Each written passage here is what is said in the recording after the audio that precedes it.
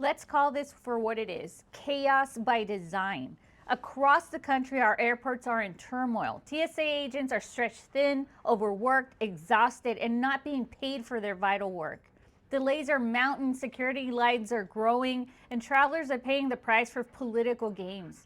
All because Senate Republicans refuse to fund basic airport security. Senate Democrats put forward a clean bill to keep TSA running. Republicans said no unless they could bloat DHS with more blanket funding for ICE. No accountability, no reforms. So now, instead of solutions, Trump is sending untrained ICE agents into our airports under the guise of easing the burden on TSA. Let's be clear about what it is: a ploy to turn spaces meant for safety into spaces of fear and intimidation. But it doesn't stop there. SAVE Act is now being forcibly tied to this fight by the president, a bill that would make it harder for Americans to vote.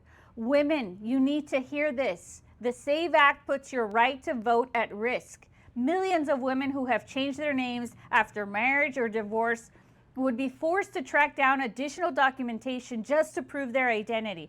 And if those records don't match exactly, you could be turned away at the ballot box. And men, don't be fooled. This bill affects everyone's access to the ballot box. The SAVE Act essentially creates a paywall on our democracy. Passports cost money. Replacing a birth certificate costs money.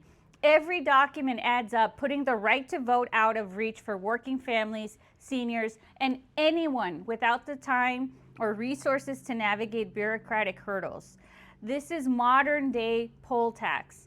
This is Donald Trump's politics at its core. Manufacture a crisis, raise the stakes, and hold the public hostage to force through an extreme agenda.